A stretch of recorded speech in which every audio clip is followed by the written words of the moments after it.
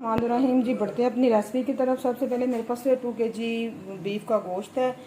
4 बड़े वाले प्याज मैंने काट लिए हुए हैं, टमाटर हैं और हरी मिर्चें, इनका पेस्ट बनाऊंगी। मेजर मसाला जात में नमक है, मिर्च है और हल्दी पाउडर है। पैन में मैंने 1 गिलास पानी का ले लिया हुआ है। अब इसके अंदर हम गोश्त ऐड करते हैं। ऐड कर दिया। अब हम इसके अंदर प्याज ऐड करते हैं। जब मसाला जात ऐड करते हैं, मसाले मैंने कम डालने हैं क्योंकि मैंने इसमें बिरयानी मसाला भी ऐड करना है। इसको हम जो है ना 45 मिनट जो है ना हल्की आंच पे कुक कर लेते हैं। मिलते हैं 45 मिनट के बाद। हो गए हैं कुक करते हुए। अब इसकी करंट सिचुएशन देख लेते हैं, क्या करंट सिचुएशन है।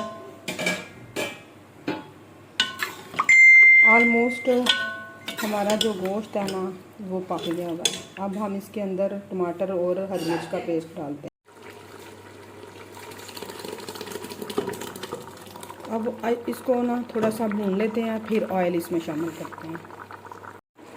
टमाटरों का पेस्ट डालने के बाद काफ़ी ये सॉफ्ट हो चुका है और पानी भी ऑलमोस्ट सारा ड्राई हो चुका है। अब हम इसके अंदर 1 कप जो है ना ऑयल का डालते हैं, जो कि तकरीबन आधा पाव बनता है। ये 2 kg मेरे पास बीफ था और 1.5 kg मेरे पास चावल है। उस हिसाब से आधा पाव जो है ना ऑयल काफ़ी है। इसको हम 10 से 15 मिनट भून लेते हैं, तो फिर चावल जो है ना बॉईल कर लेते हैं। इसके अंदर 4 टेबलस्पून बिरयानी मसाला इसके अंदर ऐड करते हैं और इसको अच्छे तरीके से फिर भून लेते हैं। बिरयानी मसाला मैंने एंड पे इसलिए ऐड किया, ये भी एक ट्रिक है, जो बिरयानी की खुशबू है ना एंड तक रहती है।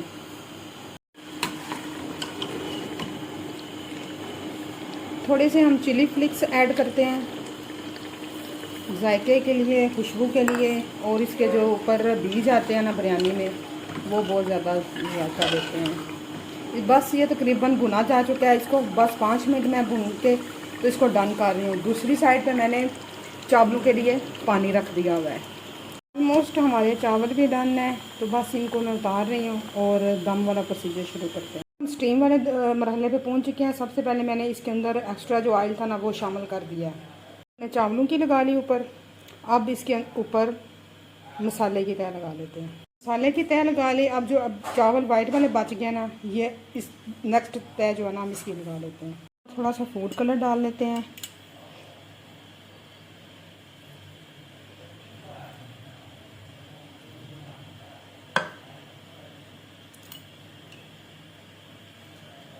चलिए, और थोड़ी सी गार्निशिंग कर लेते हैं। गर्मी का जोर बहुत ज़्यादा है, आज बहुत ज़्यादा गर्मी है।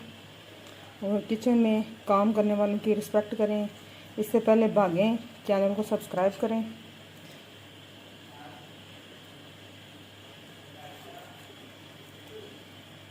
और थोड़े से अब लेमन डाल देते हैं